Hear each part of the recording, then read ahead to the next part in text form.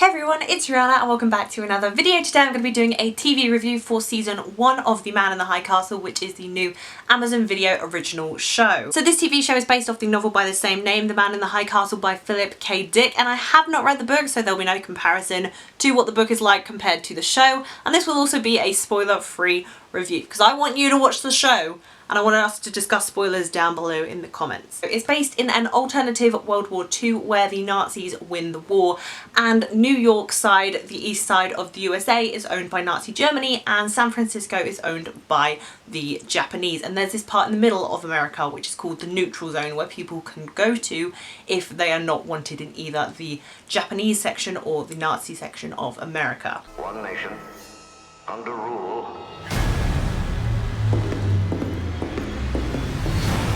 divided, with liberty and justice for none. So the show is set in 1962 following these three characters, Joe, Juliana and Frank, and it just gets off to a really intriguing, interesting start. It starts off very fast-paced.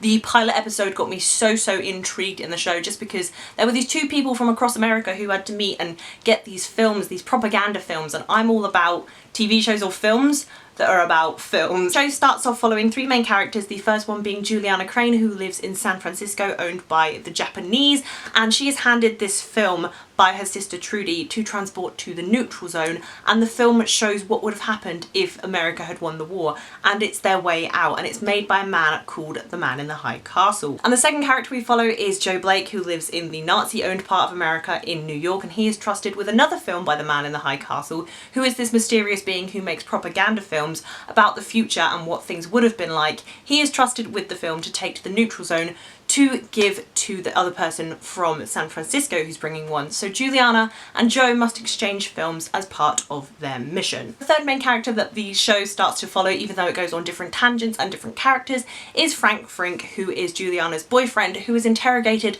by the Kempeitai, which is the Japanese police, when Juliana is found out to be carrying this film, and he's a Jew, so he should be executed. First you go into the show and you think it's not very realistic and you don't really sympathise with the characters in this world because it never happened.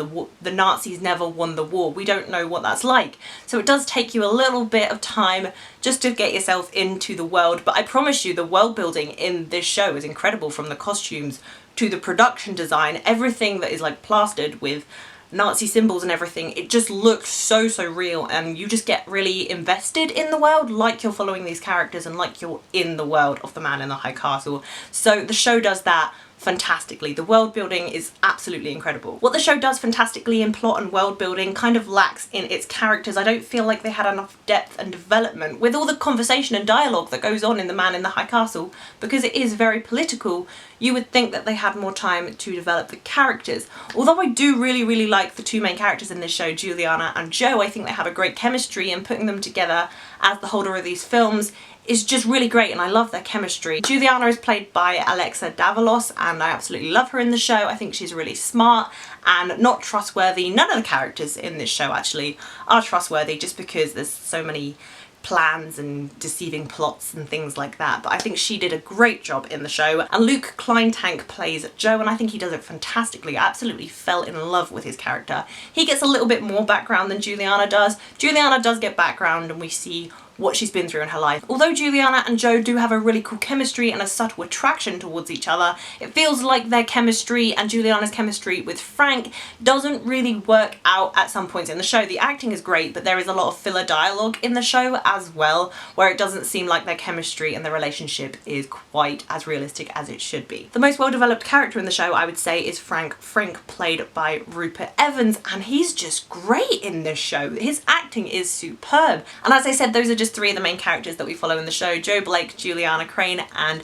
Frank Frink, and then we follow two of the main sort of leaders in the Nazi-occupied section in New York and in San Francisco, which is the Japanese-occupied part of the United States. In the Greater Nazi Reich, which is the east side of America, we follow Obergruppenführer John Smith, and in the Japanese Pacific States we follow Jagomi, two of the main leaders in their rightful places. And at some points in the show there are tons and tons of characters to follow, and other than Juliana, Frank and Joe, it is kind of hard to put names to faces. It takes you a while to actually understand who this person is and what their position is. And I think they could have just cut down the cast a little bit so it would have been just a bit more easier for people to follow who was who in the show. But when you figure out who's who in the show and what their position is, it just gets you way more invested because you understand this world. And the world building is so good that the lack of character development just kind of still draws you in, even with the minor characters who you can't remember the names of. You see a lot of the brutality that these people go through, that the Jews go through, the traitors go through.